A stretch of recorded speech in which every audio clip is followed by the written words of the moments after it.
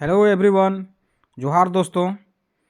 देखिए जेएसएससी की ओर से झारखंड कांस्टेबल का जो भर्ती था, झारखंड आरक्षी प्रतियोगिता परीक्षा 2023 से नियमित और बैकलॉग दोनों तरह का वैकेंसी आउट हो गया है दोस्तों। तो चलिए फटाफट देखते हैं इसमें क्या शर्त रखा गया है, कितना एज है, कितना कट ऑफ डेट रखा गया है एज का, कितने क्या योग्यता रखी गई है, कौन कौन से एलिजिबल हैं और कब का स्थानीय प्रमाण पत्र और जाति प्रमाण पत्र क्या क्या लगेगा, डोमिसाइल क्या लगेगा, उसको देखते हैं कौन कौन एलिजिबल हैं। चलिए फटाफट देखते हैं दोस्तों। बहुत दिनों से इंतजार कर रहे थे कि झारखंड पुलिस का जो एक वैकेंसी अभी तक नहीं दिया है आपका, वो चीज़ चलिए देखते हैं। सबसे मोटा मोटी जो बात है उसको आज देखते हैं, उसके बाद डिटेल से इसको देखेंगे दोस्तों। चलिए देखते हैं। सबसे पहले क्या है कि पहला नंबर में देखिए दोस्तों, आपका है ये परीक्षा क्या है झारखंड आरक्षी प्रतियोगिता परीक्षा। ये देखिए झारखंड आरक्षी प्रतियोगिता परीक्षा JCCE 2023। उसके बाद क्या है दोस्तों, देखिए सबसे पहले क्या है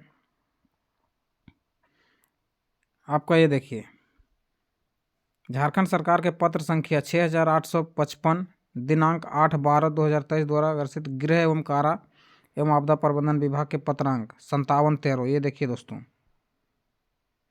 5713। उसके बाद देखिए दिनांक 4/12/2023 द्वारा संसूचित जिला स्तरीय आरक्षी संवर्ग अंतर्गत आरक्षी की रिक्तियों के विरुद्ध नियुक्ति के लिए भारत के नागरिकों के वित्त प्रपत्र में झारखंड आरक्षी प्रतियोगिता परीक्षा 2023 के लिए ऑनलाइन आमंत्रित किए गए हैं। ये देखिए झारखंड आरक्षी प्रतियोगिता परीक्षा 2023 के लिए ऑनलाइन आमंत्रित किए जाते हैं। चलिए सबसे पहले इसका मेन पॉइंट है, उस चीज़ को देख लेते हैं। परीक्षा शुल्क देखिए दोस्तों, ये देखिए 100 रुपये रखा गया है परीक्षा शुल्क आपका रखा गया है दोस्तों। वो कितना है आपका 100 रुपीज़, ठीक है 100 रुपया। और यहाँ के अनुसूचित जाति ST SC के लिए 50 रुपये रखा गया है दोस्तों, ठीक है स्थानीय निवासी के लिए। अब चलिए सबसे पहले रिक्तियों का विवरण देखिए क्या है। जिला वाइज दिया है दोस्तों, कुल रिक्ति रांची में है 76 है, ये देखिए। उसके बाद खूंटी में 86 है, सिमडेगा में 103 है, गुमला में 12 है, हजारीबाग 212 है। देखिए हजारीबाग में ये सबसे ज़्यादा लिख रहा है 212। उसके बाद आई जिला कोडरमा में 42, चतरा में 50, गिरिडीह में देखिए दोस्तों, गिरिडीह में कुल रिक्ति है 452। उसके बाद रामगढ़ 200, बोकारो 136, धनबाद 337। फिर देखिए दोस्तों 44 आपका पलामू 44 112, लातेहार। दुमका में देखिए दोस्तों 164, जामताड़ा 52, देवघर 343, गोड्डा 46। उसके बाद आज ये दोस्तों साहिबगंज 131, 322 पश्चिमी सिंहभूम, 305 देखिए सॉरी 305 सरायकेला, 305 सरायकेला। उसके बाद रेल धनबाद देखिए, और अलग अलग तरह जैसे जेप TC कुल 10 है।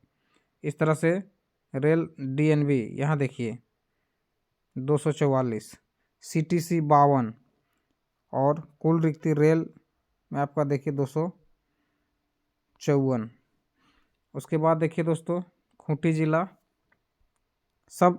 चलिए दोस्तों ये तो हो गया आपका, मतलब किस ज़िले में कितना है वो ठीक है। अब क्या है इसकी जो मेन चीज़ है उस पर हम लोग चलते हैं दोस्तों। यहाँ पे आ जाइए दोस्तों। सबसे पहले क्या बताया गया है देखिए, सबसे पहले यहाँ पे जो है 5वां नंबर देखते हैं, ठीक है। क्या है कि वर्णित पद पर वेतनमान एवं न्यूनतम शैक्षणिक योग्यता क्या है। तो देखिए 10वीं उत्तीर्ण होना चाहिए, ठीक है, मान्यता प्राप्त शैक्षणिक संस्थानों से। ये न्यूनतम शैक्षणिक योग्यता है दोस्तों, ये देखिए। उसके बाद वेतनमान देखिए आपका, वेतनमान देखिए पे मैट्रिक्स लेवल 3 का है, जो 21,700 से आपका 69,100 रुपया तक ये जाएगा। ये देख लीजिए पे मैट्रिक्स लेवल कितना है 3 का। उसके बाद क्या है दोस्तों, ये देखिए पदनाम एवं वर्गीकरण क्या है। गृह कारा एवं आपदा प्रबंधन विभाग के अंतर्गत जिला इकाई के आरक्षी संवर्ग के अंतर्गत आरक्षी समूह गा अराजपत्रित है, ठीक है, ये हो गया। उसके बाद देखिए न्यूनतम शैक्षणिक योग्यता हम लोगों ने देख लिया। कुछ है जो खेलकूद कोटा के लिए आरक्षण है, उसके लिए है आरक्षी में, जैसे आपका झारखंड ओलंपिक संघ अथवा उससे संबंधित संघों द्वारा आयोजित अधिकाधिक राज्य चैंपियनशिप के लिए है, उसके लिए है ये देखिए। उसके बाद द्वितीय तृतीय स्थान लाने वालों के लिए उसके लिए है आपका। उसके बाद देखिए दोस्तों, ये देखिए, उसके बाद आ जाइए, सबसे इम्पोर्टेंट है आपका शारीरिक माप, क्योंकि ये कांस्टेबल का है दोस्तों। तो इसमें जो फिजिकल है वो देख लीजिए। फिजिकल में क्या बताया गया आपका शारीरिक माप में कि आरक्षण कोटि देखिए, उसके बाद ऊंचाई सेंटीमीटर में, सीना सेंटीमीटर में आरक्षी के लिए। ठीक है दोस्तों, ये रहा इसके लिए। तो क्या है, पहला देखिए, अनारक्षित एवं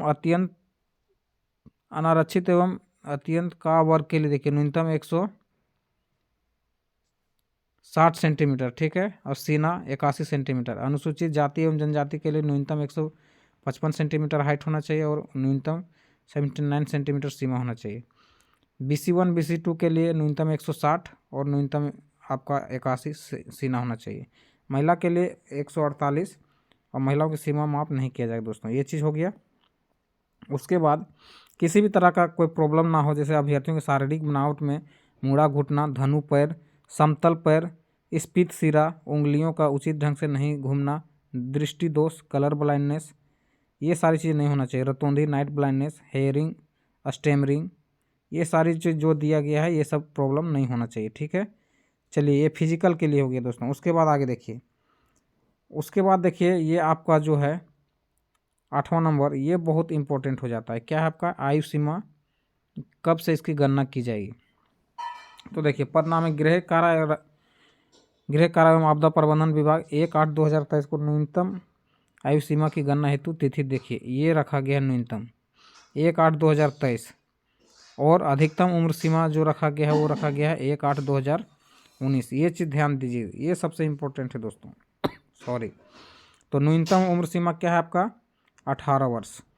अधिकतम उम्र सीमा क्या है, अनारक्षित वर्ग और आर्थिक रूप से कमजोर मतलब रिजर्व जनरल के लिए और EWS के लिए 25 वर्ष।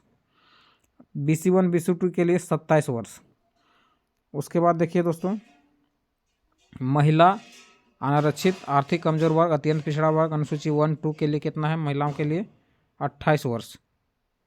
ठीक है, ये देखिए 28 वर्ष दिया हुआ है। ठीक है, उसके बाद ST SC पुरुष महिला के लिए कितना है, 30 साल है। अब भूतपूर्व सैनिकों को अधिकतम आयु सीमा में 5 वर्षों की अतिरिक्त छूट दी जाएगी, ये देखिए गा नंबर में। चलिए, ये हो गया दोस्तों।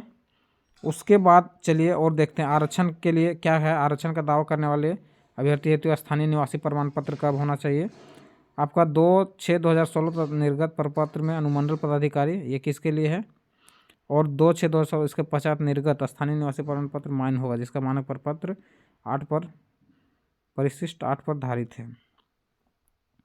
चलिए, अथवा कार्मिक प्रशासनिक सुधार तथा राजभाषा विभाग के पत्रांक 5752 दिनांक 19/7/2019 द्वारा निर्धारित प्रपत्र में दिनांक 19/7/2019 को अथवा इसके पश्चात अंचलाधिकारी के स्तर से निर्गत स्थानीय निवासी प्रमाण पत्र मान्य होगा। देख लीजिए, आपका जो है 19/7/2019 द्वारा निर्धारित प्रपत्र में 19/7/2019 के को अथवा उसके पश्चात अंचलाधिकारी मतलब CO का भी ये होगा, चलेगा दोस्तों। उसके बाद देखिए खा नंबर में क्या बोलता है,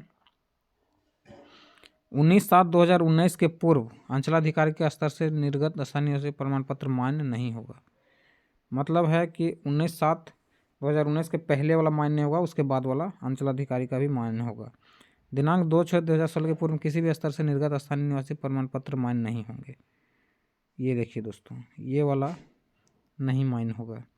उसके बाद क्या है, परिशिष्ट में अंकित प्रमाण भिन्न प्रपत्र निर्गत स्थानीय निवासी प्रमाण पत्र मान्य नहीं होगा। चलिए, अब फटाफट देख लेते हैं जाति प्रमाण पत्र के लिए।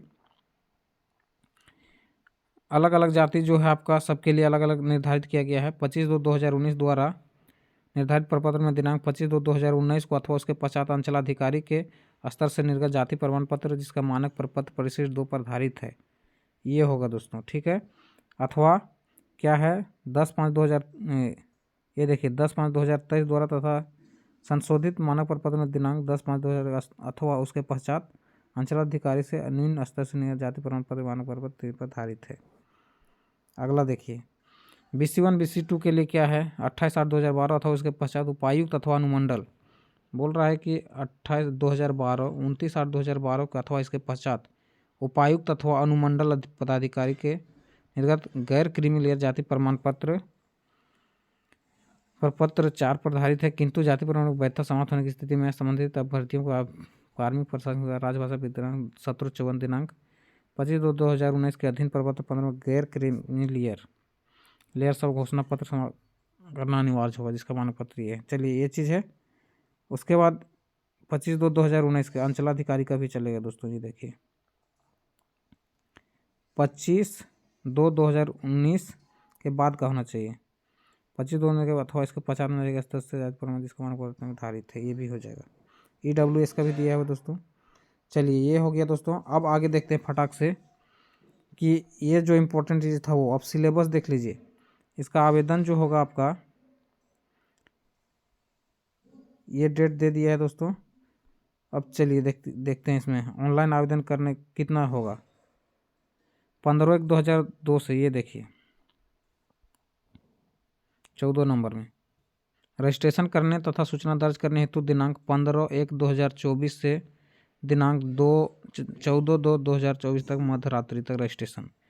परीक्षा शुल्क भुगतान करने की तिथि दिनांक 16/2/2024 की मध्य रात्रि तक। फोटो एवं हस्ताक्षर अपलोड करने के लिए आवेदन पत्र का प्रिंट आउट लेने के लिए 28/2/2024 तक ये है रहा। दिनांक 20/2/2024 दिनांक 22/2/2024 ऑनलाइन आवेदन पत्र में अभ्यर्थी का नाम, जन्मतिथि, ईमेल ID और मोबाइल संख्या को छोड़कर किसी भी अशुद्धि प्रविष्टि के संशोधन करने के लिए पुनः लिंक ये किया जाएगा। ये देख लीजिए। चलिए परीक्षा शुल्क भुगतान करने की तिथि ये दे दिया है। अब परीक्षा का पाठ्यक्रम देख लीजिए दोस्तों। परीक्षा कितने स्टेज में होगा, परीक्षा का स्वरूप क्या होगा ये देख लीजिए। ठीक है, परीक्षा का स्वरूप पाठ्यक्रम निम्नलिखित 3 चरणों में ली जाएगी। शारीरिक दक्षता फिजिकल होगा, फिर मेडिकल होगा और फिर रिटन एग्जाम होगा, मतलब लिखित होगा। ठीक है, उसके बाद क्या होगा, आइए नीचे देखिए सभी क्षेत्रीय भाषा में दिया गया है। देखिए लिखित परीक्षा में निम्नलिखित 2 पत्र होंगे।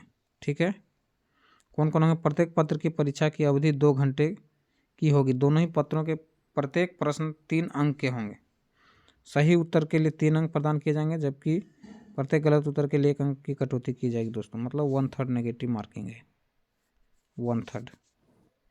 ठीक है, देखिए सब सिलेबस दे दिया है सभी चीज़ का। पत्र 1 में आपका क्या है देख लेते हैं। पत्र 1 में 30% न्यूनतम अंक प्राप्त करना अनिवार्य होगा। ठीक है, क्वालिफाइंग होगा नहीं, ये पत्र 1 में ये लाना है। ठीक है दोस्तों, पत्र 1 में क्षेत्रीय भाषा और जनजातीय भाषा ज्ञान से होगा। पत्र 1 देख लीजिए, पेपर 1। अब पेपर 2 जो होगा मेरा, वो इस पत्र के 2 भाग होंगे।